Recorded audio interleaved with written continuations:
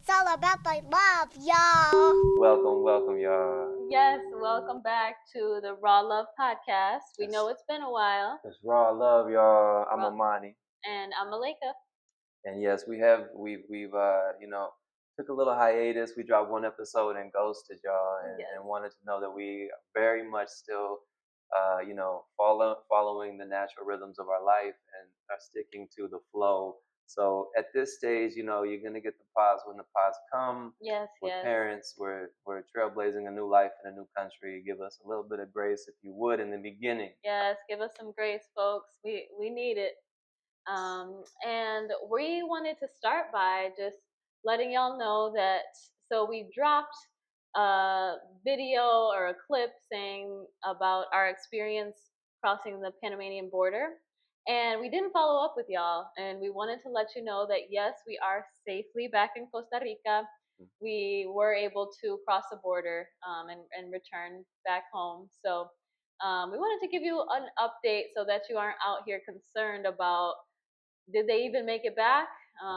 We So sort of yes, left we it are. unintentionally as a little bit of a cliffhanger. So yes, we're back. We're back in the warm embrace of the beautiful country of Costa Rica. Happy to be back. So let's dive right into the pod, baby. What are we talking about today? What's the first thing we're gonna talk about here? Yeah, so we got a couple of questions, and I'll say specifically, I did drop a video on my TikTok, and quick plug, follow me at Malika underscore Gaillard on TikTok. One more time for the people in the back. Yes, Malika underscore Gaillard. Follow me on TikTok because I will be posting more consistently there. But I got some really great questions. And so how about we start with that first question? Sure. So people are interested in how I am taking to the change of pace, like being off grid, changing from a westernized lifestyle to now being in Central America. The lifestyle is absolutely different. So I think that's a great question, and thank you for asking. And they also asked about like the peace and tranquility that comes with being in Costa Rica, if that's something I feel, or the anxieties of it all, switching from living in a Western country in the US into Costa Rica. So that was a great question. Thank you for asking. And babe, how about I'll let you start. What do you have Sure. any thoughts about what that's been like for you? So specifically, this question was around. It started out with how are we taking to the change of pace? Being her question was off grid. The feel of a whole new pace of life. And so I absolutely can tell you all. I'm personally taking to it exceptionally well. Um, I had a lot of critique of life back in the United States long before we made this move. And a lot of that just kept growing and growing. And some of the things that I took issue with were the cost of all the conveniences. And, in the United States, there's a huge uh, sort of societal culture around getting things fast, getting them now, and getting really anything you want. Everything is accessible. You can have things that are out of season. Nothing really falls in line with, as far as the supply and demand, nothing falls so much in line with the natural environment, local environment around you. More so, how can we compete and run the nation ragged so that people can get whatever they want whenever they want it? And that's, I mean, maybe we tried to get there before we could do so in a sustainable way. Not only is that difficult for the land itself and completely unsustainable, but it's also taken a toll on the people there. Yes. And so, it's a difficult thing because as someone who grew up most of my life in the United States, I grew accustomed to and conditioned to wanting and thinking I needed all of these conveniences and the access, and even to this day, feel a certain amount of attachment to these things that when you are removed from the access to them at all, you go through a process. I would call it like detoxing from that lifestyle. So for me, it's not as if we're off the grid. You see, we're in some we've created and I'll say manifested through a lot of fire that we've been going through luxury. within. I mean, it's crazy that they would even call this a third world country. Right. That name is really, I take, Outdated, outdated, inaccurate. inaccurate. So, what people may not understand is, you know, there's just a lot of preconceived notions that are not accurate with regard to these so-called third world countries. And so we can get into all of that, but my general, if I kind of give you a broad overview, it was like I was already primed to um, really want to embrace something different because I was so critical and had seen so much. I had felt so much lived experience of disdain, I would say, for the life, that all the different aspects of the life that I was in the different seasons of my journey in this body in my time in the U.S. It was all riddled with um, different challenges and different iterations of the things I'm talking about. You know Mhm. what I mean? At all the different stages, and we could be here all night if I go into all of those. But so I was already set up to really sort of like be willing to let go of a lot Mhm. quickly Mhm. because I was the sort of driving force of us doing this, Mhm. at least in the impetus, Mhm. in the impetus stage in the beginning. And so, you know, uh, for you, I think we're kind of jumping ahead in our whole thing and as far as the order of our topics here, but that's okay because I know that we were going to sort of get into the raw of it all and how that affected our relationship. But before we get into, I mean, meaning like the pace at which we detoxed and the pace at Right. which we sort of began to surrender the things that we were attached to and adopt a new way of living, Mhm. and we can get into how that's an active process right now. Mhm. So please tell me your initial feelings as far as like, why don't we start at the beginning? How was it for you when we first touched Oh down, yes. week day one in San Very Jose? different. We'll start with that. Okay, Our experiences have been very different. very true. And our interests are very different. We're individual people. So of course, like what we want or what we desire or certain goals or certain values are different. And Hmm. there can be things that are helpful in terms of being in a relationship and having different um, specific things that we are interested in or working towards or different goals that we have. There can be so much value in that. It Hmm. can make a relationship very rich, in my opinion. Hmm. um, but I will start with saying that it was completely different for me. I was interested in the idea of Costa Rica, and Hmm. yeah, so I'll just begin by saying that like I was interested, but we can already see there from the onset that my interest is different than Amani's literal disdain for the US. For Like aspects of it, I still think aspects, there's a lot yes. of beauty to it. I Mhm. still I still see myself coming and going. Okay. So don't get it. I don't want to like Pigeonhole yourself. mischaracterize or pigeonhole myself into one. But so that should be said. Let me at least say that. Okay, yeah. And that has been something that has come into contention in terms of like even so I know that you're saying now like it's not a disdain. There are certain Hmm. things that you appreciate and have still some interest in Hmm. um and there's the part of you that wants to have the back and forth nature of being in Costa Rica and also being in the US.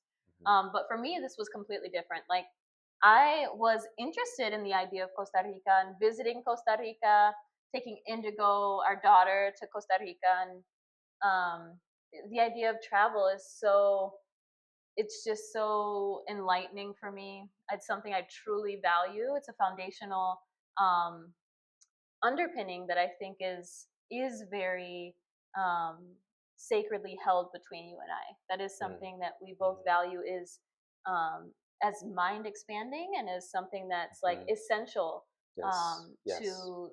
to develop as an individual. Honestly, Hmm. is to experience other parts of the world, experience other cultures, Hmm. other languages, other foods, being uncomfortable in a place. I truly value that because in that discomfort, I learn so much and grow so much. And thankfully, I had the opportunity to travel outside of the US at a really young age, which I think is unusual.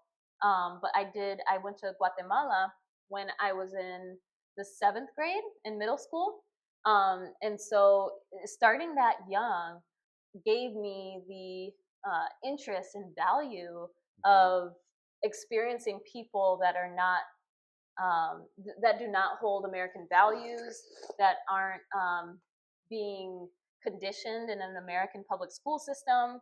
Hmm. There's so much richness and fullness to life that is outside of the U.S. So I'll begin by saying that, but the difference is that I didn't necessarily see Costa Rica or Puerto Viejo in particular as somewhere I would live. Like I forever, the long term.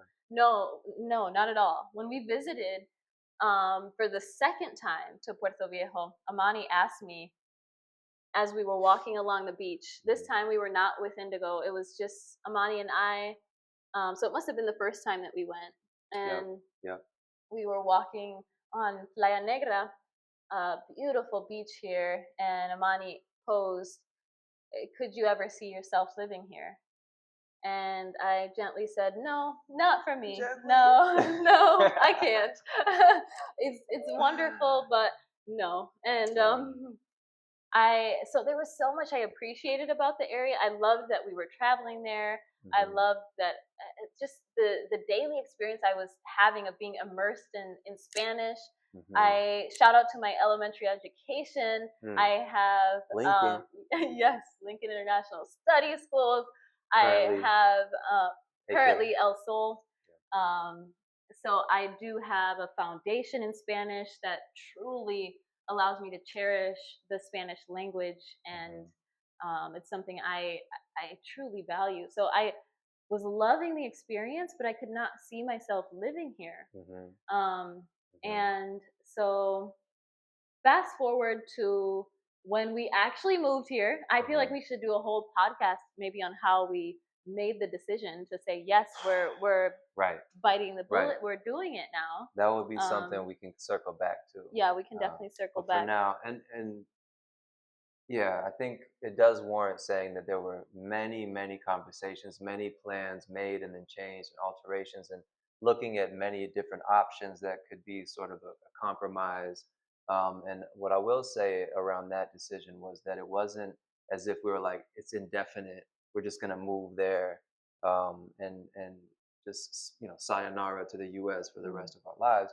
We were like, you had actually put a very firm sort of scaffolding and structure around the decision such that there was always an openness where we were saying, okay, after a certain amount of time, I think in the beginning it was like a year. We were like, let's sign a year lease at a spot, Mhm. furnished spot, and then go into sort of an experimental year where we just see how it is, right? And day one in San Jose, the capital city, we fly in, and day one that year turned into a week, and you were ready to say scrap, fold it up, pack it up, don't even get unpacked. Yo, I didn't even get unpacked. We were in San Jose for a whole month because we wanted to. That's a whole nother long story, but we were Yes. there for a month. Mhm. Very difficult month. We probably Mhm. broke up 8 times Yeah, in 4 weeks, thereabouts. Yep. and then Mhm. back together. We would hash it out.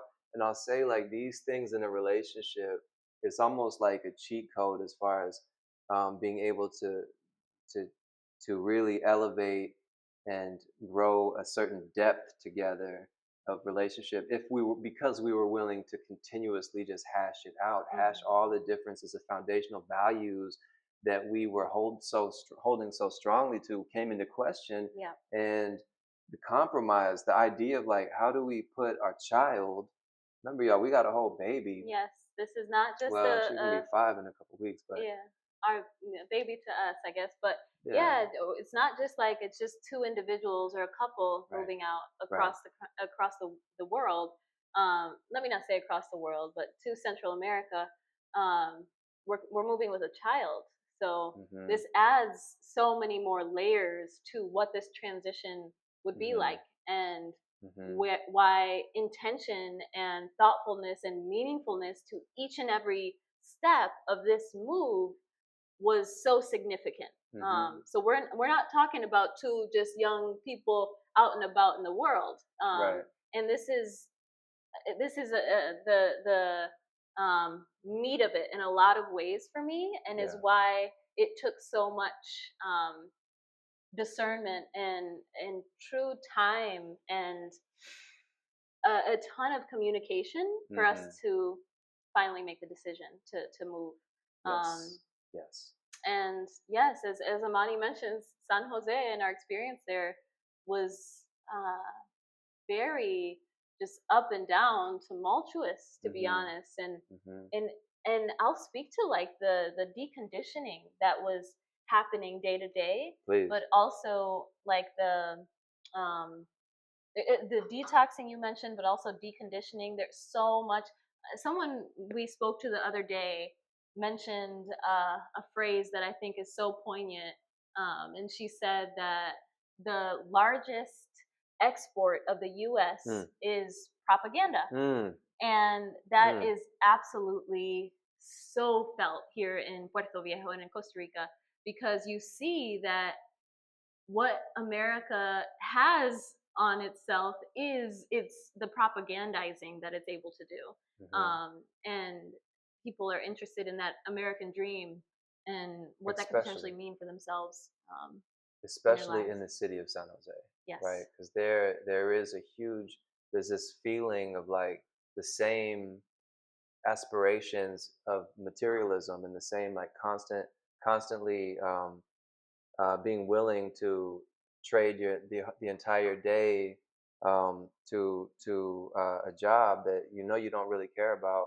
so that you can gain a certain amount of things that you also deep down really don't care about. And so there's like that the propaganda vehicle that comes out of the U.S. is very felt in the bigger cities over here, especially with the youth. They Yes. don't necessarily understand what it is that is so that comes with the cost of those things, and that it's really like those things become owners of you after a while. Mm. And so there was that kind of letdown where we were over on the coast, and as you get around more like people who are more in touch with the nature, a lot of that falls away.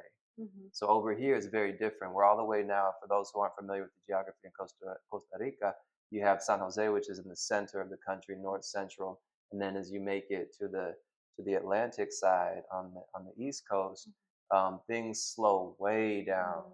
Now especially where we are in Puerto Viejo, we have this huge, beautiful Jamaican influence and Rastafari influence, confusing with the Bree, this indigenous tribe that has been here for who knows how long. They're still living a lot of their traditional ways. And then you have that kind of natural Tico and Tica culture as far as Costa Rican culture. And then you have also tons of beautiful folks from all over the world, Mm-hmm. you know, Yes. tons of black expats from the US, all Mm-hmm. kind of Europeans and Africans over here, Mm-hmm. Chinese, Japanese. We got a whole melting pot happening where we are. Yes. So don't tell too many people about it. I'm trying to. Right. It's the secret's not all the way out yet, but in any case, this is different. So we can say it was a pretty much like a hellscape over there in San Jose for us, because while we were active, so you have that same kind of rigorous life that where they're very like in the tense, anxious, hyper vigilance all the time, most of the time. And then you don't have the beautiful conveniences that you do have access to in the United States, Right. and the actual infrastructure Yeah. that is a byproduct of all of this striving, pushing so hard for efficiency, and Mm-hmm. prioritizing monetary gains and things like that. So you don't have those things. You have Right. like what is pretty much a few decent places infrastructurally, Mm-hmm. and then mainly just shacks and difficult roads. Yet, even in all of that, there was a beautiful aspect of like Mm-hmm. community. Yeah. There definitely So was. it's not that I'm dogging out San Jose all the way. Like, shout out to all my people in San Jose. Y'all get it how you live. It just wasn't for us. And I think Yeah, to each their own, because there may be people right, that come here and right, find that to be something that they appreciate, but for us, right. it just wasn't. True, It wasn't for us and for true. our family and for our needs and our interests. And Mm, so, like Amani was saying, there's this hustle culture there that you find in the U.S.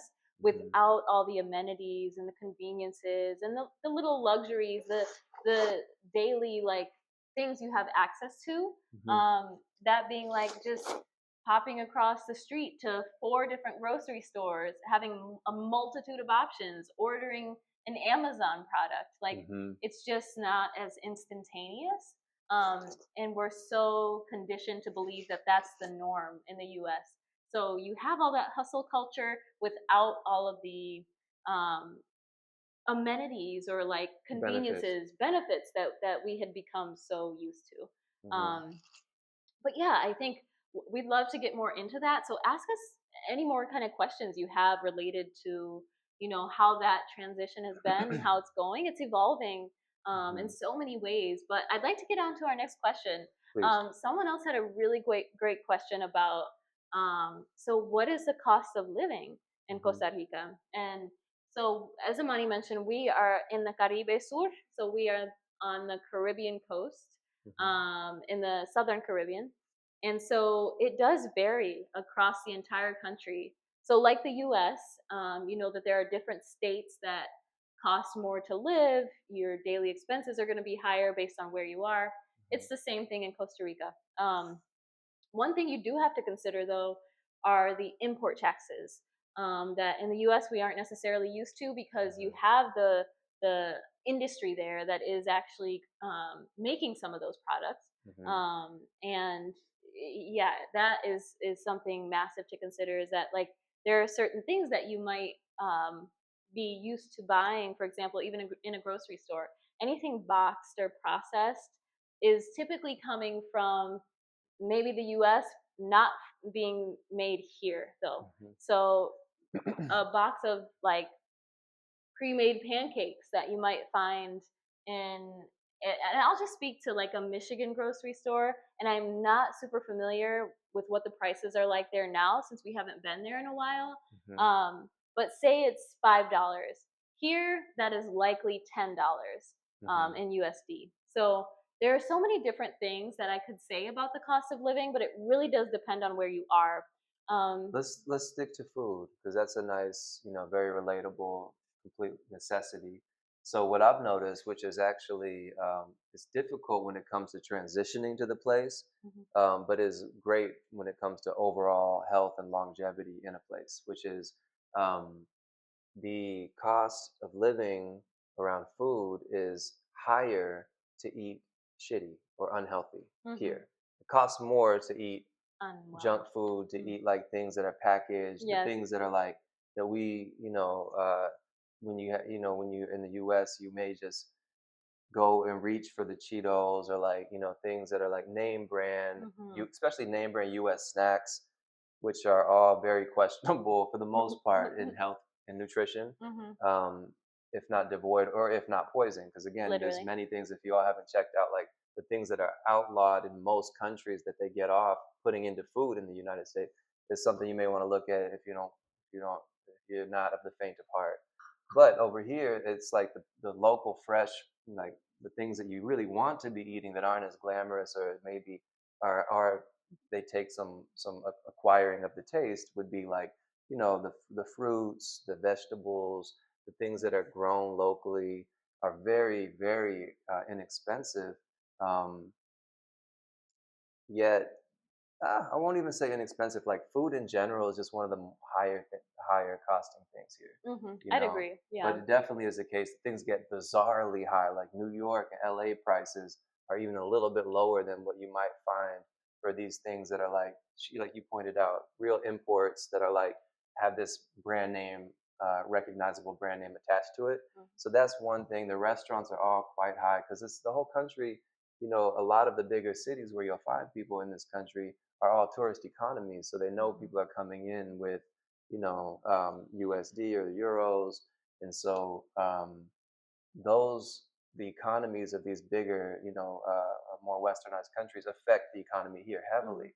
So Mhm. it's a big problem that we can probably get into at a later time. But the gentrification that's happening here, as well as all over the world, really is difficult to have just right in front of your face. And honestly, like coming from the U.S., I feel like an extra obligation just because of the bullshit foreign policy that the U.S. has, and especially with the recent administration, really sending all these signals of exclusion and isolation to the rest of the world, Mm. I feel like a certain amount of like obligation to what can I do to help y'all out? Like, let me not try to come and do the colonizer thing of like hyperimposing what I want life to be like, what my life was like back here Yeah. over here. Hmm. But let me really see how can I add value, how can I contribute and learn from y'all, Yes. so that I'm not, coming in on some Christopher Columbo shit. Right. Definitely. And I feel like that's like very much an evolving process for myself, is like recognizing that, like, for example, I would like to get like a box or like a big large container of nuts. I'm looking at it right now and recognizing that like Right. that's something I love to Right. get back in the States. And Hmm. maybe that was, I mean, and those would be higher because I feel like oftentimes nuts are viewed as like a healthier food, Right. protein, and so Hmm. I would get those in the States, and it might be $15. Here, it's definitely going to be double that. Like Yeah. in our local, we don't have too many like local grocery stores, but we have a few options, and it's literally 28, $29 for the same Hmm. thing. Hmm. So Straight up, it, like a it, it 32 literally ounce is. jug like that big, $30 just for that junk. Yes. So those are, Um, some examples of costs here, particularly in Puerto Viejo. And I think mhm. it'd be interesting to see, like, I'm not really remembering specifically what the prices were like in San Jose. I think they were similar, but A little lower. Yeah, it depends. A a little little bit bit lower. lower on Yeah, certain things. yeah, But produce is much more affordable. I will say that. yeah. Um, and yeah, so the healthier options are the affordable options. Hmm. And yeah, I think that is kind of a sect of the example of the cost of living. And if folks want us to break down more specific things like housing Hmm. or transportation. Right, right. Yeah, we can get into all of those things as requests come in. Mhm. Just to touch on transportation, it's the same import thing. Like, they don't make vehicles here at all. So every vehicle in this country has been imported here. So there's very much a premium on vehicles here, as far as owning them and everything related to maintaining a vehicle. But gas, interestingly enough, is it's not exorbitantly high, but it's also interesting that every gas station across the country has one price. So I think the government is much more involved in setting prices and sort of like standardizing certain industries. Uh-huh. Like alcohol is like the government runs that, from what I understand. We still are learning a lot, but Yes, we are. overall, do not try to make this move. I wouldn't recommend it, especially if you're coming with a family. Do it responsibly, y'all. Like, we took about 2.5, 3 years, and even Even that then. we still could have used more planning, because we like, there's so many levels that go into something like this. There's so many aspects. It's a very complex thing, especially doing it with someone else who has a whole different life experience. And so that's probably been, I think, the most depth of what we can bring to y'all is our experience around how we navigated two very different assimilation processes, two very different detox timelines, and like found our way to what I feel like now, 6 months in, finally a Mhm. sense of true harmony. Like, we've Mhm. had pockets of peace. We've had, like, shout out to you, Isak, back in Berkeley, who taught me that term, pockets of peace, because Yes, it's what kind of keeps us going oftentimes as parents, you of young know. children. Yes, it is the pocket of peace. And yeah, shout out to Isak. Miss that guy, and definitely have to be in touch. But why don't we move on to the next topic, baby? Yeah, so that's what I'm getting us into now, is like, for us, let's talk a little bit about how, like, what those conversations look like around finding ourselves with pretty much a choice of, am I gonna like not place my own personal boundary? Am I gonna ignore that so that the waves can be kind of smoothed out, and that we can sort Hmm. of find more immediate, semblance of immediate peace? Or am I gonna rock this boat all the way Yeah. and really speak my truth Hmm. and not allow, I would say, coercive aspect of a relationship with a child, especially where we are beholden to like one common, really, um, basically like obligatory value, which is and I say that with the biggest heart Right. of all, Yeah. but it's just a fact that Yes. we're Yes. always going to think about what's best for our daughter above all else, Yes. because that's what we chose to do, is to Right. bring life into the world. Mhm. And so with that said, we're then the next choice though, and we're learning like what that means, and it's in the practicality of it, and in person as life plays out. How do we not feel like we're neglecting part of ourselves while still staying true to this shared, very important value? And then outside of that, how do we find something that together as a unit, um, is a shared value that we're unified in, as far as a way of living? Because we came from two very different points, where you clearly saw this as like a vacation Yeah. initially, right? And Yeah. it had the Definitely. model had to be proven out, the lifestyle had to be proven out, and it is still being proven out. But for me, it took a lot of, I'll just say, um, inner reflection, being honest with myself, and understanding like what is driving these ledges I'm declaring I'm gonna die on. These hills Yes. I'm gonna die on. Yes. I have to say, is it my authentic, true self? Mhm. Am I in my natural mind? That space of openness where I am in touch with, not this dualistic thinking, but I'm in touch with the highest good, in which case, yeah, I will die on that hill. Or am I coming from a place of more ego driven Mhm. attachment Mhm. to an idea that I thought I really needed and wanted, and now I'm just going to fight you tooth and nail Mhm. to not deviate from that? Mhm. Like, Mhm. this is something that you and we talked countless nights Oof. around in circles, where it felt like we would never find a way through that, Yes. Yeah. So tell me a little bit more about like what that process was like for you. Yeah. I just want to kind of speak a little bit about what you said there. Finally, was like we spent countless nights, countless hours speaking to one another about this, and I Yeah. will say that's something that I'm so grateful that we have in each other, is the ability to communicate. Yeah. And I think that is truly what has gotten us through this trailblazing that we are currently in the process of doing, Hmm. is that we can communicate until we literally are closing our eyes, falling asleep because Yeah. we can't talk anymore. And yeah, And right. I Please, value please. that deeply, Yeah. and it has been something that's really been a Saving core grace. tenet. Even before we had our daughter, like our communication was pretty good, but Hmm. then literally we saw the ability that we had to unfold in terms of how we could speak to one another when we had her. Hmm. And um, it has Hmm. only increased. And Hmm. so Hmm. this is the beauty of the one of the lessons learned of parenthood and motherhood for me in particular, is my ability to communicate with my partner, who I value and cherish so deeply. And so I think that has been foundational for this to be possible for us. Um, and for me, yeah, the adjustment has been a whirlwind.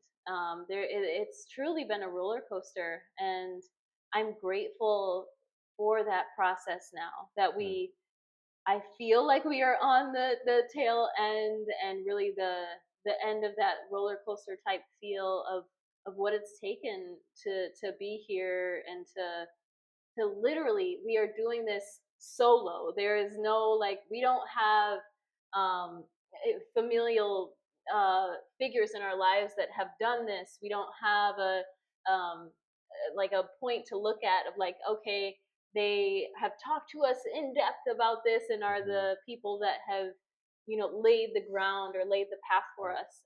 Right. And so communication has been foundational to Hmm. us um, finally coming to this place of true harmony, like you said. And I really do agree on that. Hmm. Hmm. Not without tumultuousness. So I Right. also want to emphasize that it's not easy Hmm. when you don't have any sort of assistance. And I think sometimes people do, or they come with like a larger family, Hmm. or have some sort of guidance that can allow them to make this transition. Hmm. Um, but it's been hard. I will be honest. It hasn't been easy for me. Um, but I do feel that truly we are on the other side of of a coin in a way. Like Hmm. it feels like it has flipped, and I'm seeing almost like the light at the end of the tunnel, or sort of a silver lining. Hmm. And that's evolving though too. We are very much in this journey. We are in this process currently. So Hmm. um, Yep. yeah. And I would say, like, I would add to that that this this whole thing of like really communicating in a way that is very mature, is honest, and is made priority, because we're not talking about two individuals who have a lot of time to sit and just chop it up. Mhm, mhm, And you know what I mean? We're talking about like chock full schedules, um, and we're very involved in our daughter's life. By the grace of God, we're able to be. But if any of y'all happen to have been blessed to know our daughter, she is like a mhm. force to be reckoned with, who takes every waking moment of her life is like, she's not even, we're just naturally like two individuals who will always just really be so proud of the type of parents that we are. But Yes. she has the ability to squeeze every bit of good parent out of me Yes. possible. Yes. Like, Yes. she Yes. gets everything, and she's insatiable with the needs. Yes. You know what I mean? And Mhm. all kids, I think, it's not anything exclusive to her, but she has an ability to really get what she needs, wants. And Very, very communicative, and very.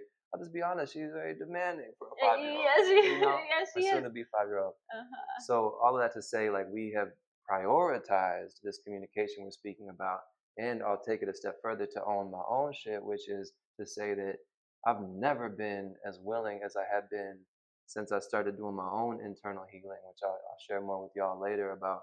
But a certain amount of healing happened within me that allowed me to no longer run from conflict, and always try to be the peacemaker in the relationship at the expense of actual uh, growing through the struggle, growing through the difficult conversations. I was afraid of that. And that was like a life strategy of mine that was really weak. I'll call it what it is, what it was. And it took like saying, okay, no, like, yeah, this is uncomfortable. Yeah, it's not what I want to even be fucking doing right now. Mhm. I'm still gonna do it. I'm Yeah. still gonna talk to you, even though I'm dog tired and I don't have time for this. Mhm. I'm gonna make time for it, Mhm. because I know that what could even be, and that's the thing, you don't know that you're gonna find resolution in these conversations.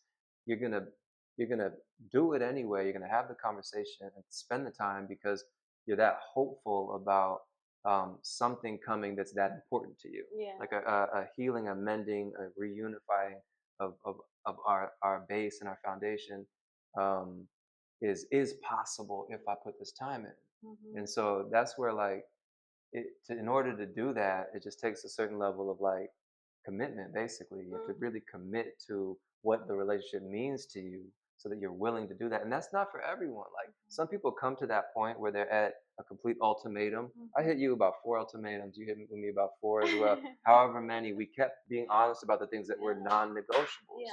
Yeah. That's Yeah. really what it comes down to. Like, be willing. I'll say, if I can humbly give any advice to some couples who are trying to co-parent, Mhm. and it would be to say that, like, things don't, basically, like, you have to drop an ultimatum if it's your truth, and you have to be willing to say, I'm gonna go nuclear and blow this whole relationship up. Yes. Yes. Because Yeah. if you don't, then it can't be the level of severity needed to actually talk things all the way through that, to the point where you find now a new level, a new station. Mhm. Either you're gonna say, like, no, like, this isn't gonna work, and we Mhm. should absolutely find a way to do life parallel, because we're Mhm. always gonna be in each other's lives, because we're both committed to our daughter. And then that's the alternative. But what we're not going to do is not speak on this and Right. pretend this isn't bothering me. Right. Yes. You know what I mean? Yes. And so that's where mainly I'm speaking to the men now, because women are already naturally, typically, broadly, I'll say, speaking, better communicators. They're more in touch. Things matter to them more about expressing what it is that's bothering them, and not across the board, because you've been known to be stoic as well at times. And I think that that kind of mediator sort of stoicism quality of myself came from being a middle child, and Mm. any middle children out there will feel me on this. Like, Mm-hmm. you often play the role of the mediator. Like, you're Mm. not necessarily trying to rifle any feathers. You have Mm. this Mm. sort of loyalty and obligation to your older sibling, but equally to your younger sibling. Right. So there's like, you want things to be um, easy peasy, I guess. You want people to be Right. cool with each other because Right. you're that middle like figure, Yeah. you're that binding member of the family in that way. So Mm-hmm. I think that's kind of where my more stoicism or kind of even keel nature came from. Mm-hmm. But being in a relationship where you are also co-parenting with an individual will bring that mediator right out of the door, and Right. they're no longer in the room, to be honest, because Yeah. it's like that just doesn't work in terms of how you are actually going to coexist with a person that you care about, who you are also parenting with, and you want to remain whole in yourself, and Mm-hmm. also um, have that be the foundation, and also have an interconnectedness that exists with your person and your Mm-hmm. child, and allows for harmony Mm-hmm. in the decisions that you're making in the relationship and in your co-parenting relationship, because now these are two different things. Right. It's not just you and this person who are in a romantic intimate relationship with one another, but kind of how I've talked to Amani about it before is like, we have two relationships together. We're in a relationship as partners, but we're also in a co-parenting relationship, and these two things exist at the same time. And Mm-hmm. that has been a really nice mental shift for me, Mm-hmm. to understand that these things now have to, not have to, but I welcome the coexistence of these things, and they then can allow for a more harmonious existence Mm-hmm. between, really internally with myself. I have a harmonious existence because I've made this mental shift that has been sort of opening and deconditioned in a way, because I don't have these figures that I've looked at that have been examples of how I'd like to exist in a co-parenting relationship, but also in a romantic relationship with. So there has been so much shifting that I've had to do internally, but then also that I then get to share with Amani and in my family as well with our daughter. Um, Mm-hmm. so yeah, that's kind of where that it kind of went off on a tangent there, but ultimately getting back to that idea that that's kind of where, even as a woman, my sort of Mm-hmm. stoicism and even keel, kind of easy peasy nature came from Mm-hmm. before we had our little one. Yeah, I think a lot of people could relate to that, male or female, or anything in between, because it's a natural human tendency to, you know, to, I think, I don't know if it's natural, but we oftentimes run from resistance. We try to find the less hard path, and the reality is, like, it's all part of the path. It's all necessary. You have to face these things and understand that these so-called challenges and points of conflict are opportunities and gifts to alchemize them into something, first the opposite, and then ultimately, you gain through that alchemization process, and that transmutation process of these Mm-hmm. really difficult, anger, jealousy, feeling like unwhole, feeling unworthy enough to express what it is that you actually want. All of those things are opportunities to first transmute them so that you can feel the opposite end of the spectrum of those things, and then to understand from an elevated space that it's all part of one highest good, which Mm-hmm. is sort of like what I would describe as love, living from a place of love, and the love not having an opposite, right? Where inherent in the perceived good and bad, and inherent in the perceived conflict, and resolution, is all, sort of like, um, ability to transcend both aspects into something that feels like peace. You know what I mean? It feels more like harmony. And I guess what I'm trying to say is like you're able to through this process and through enough. I'm sort of like leading us into the last segment here, which is to talk about the benefit of anything that we face in along our own journeys is that you can really evolve. You know, you can expand as a being of light into something um, greater, and you can sort of like burn these karmic ties that you came here into this earth school. We all came here to face a certain amount of challenges and continuously running from the things that were cyclical that we were birthed into that our kids will then repeat in the cycles of um, is running from those things is only going to perpetuate them. So facing them and transmuting them allows like for this really beautiful thing of stepping into your purpose to happen. And one thing Costa Rica will do is have you face those things. So Right. I think we can end it there and let you know that Costa Rica in particular, we'll get more into that next time. And go ahead, Imani, why don't you wrap it up for us here? Yes. So what we always are going to do towards the end of each pod is just have a level up reading. We can share a little bit about things that Malika and myself are reading. Yes. And so today is I'll share with y'all this beautiful, beautiful book, Healing with Form, Energy, and Light. And this here is part of the required reading for a course I'm taking with the Institute for Authentic Tantra. Studying with the team over here, actually based out of Costa Rica. This is an incredible journey I've been on for really as far as my interest in the practice of Tantra has been since I was a teenager. I'll describe more about that a little bit later. But this specific book here is, the five elements in Tibetan shamanism, Tantra, and Dzogchen. And there's a quote from here which I thought was actually really fitting to how we concluded our conversation, which simply says, really knowing how to practice means transforming negative experience into the path. So, this is kind of what we learn in this book is a host of meditations and perspective shifts and ways of living that we can say are you're living a spiritual path, right? And so this person, the author, is saying really knowing how to practice means transforming negative experiences into the path. Every negative experience allows for some kind of release into a more spacious experience. Use your knowledge. And so, time and time again, life is never just going to be without problems. It's always going to be um, conflict. There's always going to be moments of extreme elation and extreme despair. There's always that whole spectrum of the human experience. I don't think life is about avoiding any of that. I think it really is more so about learning to face each moment from a place of more wholeness, so that no matter what it is that you encounter, you don't feel so perturbed by it, and that you feel the ability to stay centered in your own true peaceful nature.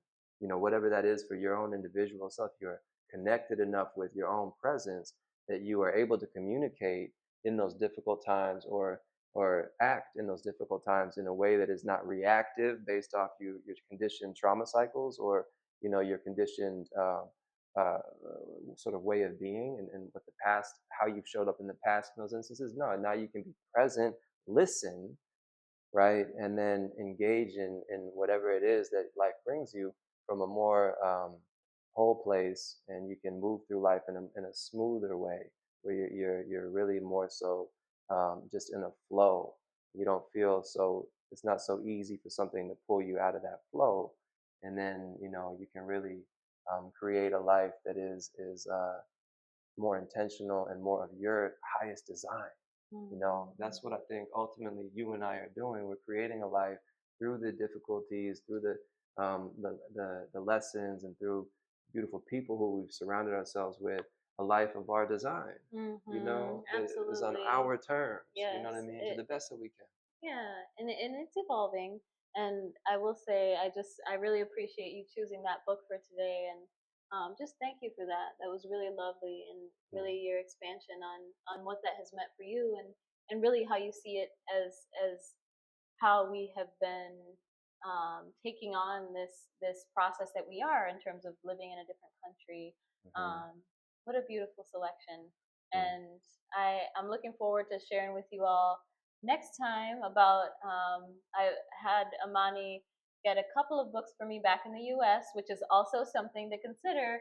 mhm. We do end up, if we are back in the States, collecting things while we're there because the prices are cheaper than Mhm, being able to buy things like books here in Costa Rica. But mhm. I did have Amani get a couple of books that I'm interested in reading, and I've gotten to start one and look forward to sharing that with you all next time. Big bookworms over here, y'all. You'll come to find out. So we're gonna Yes. be sharing many more great things ahead. One thing I'd like to discuss just on the way out is an offering I'm going to be creating, and the Still Lotus Collective is going to be creating a workshop for you all. Anyone interested? The title is Illuminating the Central Nervous System. Mhm. We're going to be using, these same five elements in Dzogchen and Tibetan Tantra to talk about how we can use meditation to really not even just regulate our central nervous system, but illuminate it to where we are in an elevated state of connection to our to consciousness. And so, I'll be um, signing up, y'all. So see you there. hey, I hey, will definitely be in that workshop. dropping June 27th. Details are going to be in the notes. Once everything's out there, please keep an eye out for that. Baby, what you got for the folks? Yes, check me out on TikTok. My name is Maleka_Gayard. I am sharing all things lifestyle, motherhood, fitness, Costa Rica. Maleka_Gayard. Peace, y'all. Thank you for your Peace. time. Raw love. Raw love, y'all. It's all about my love, y'all.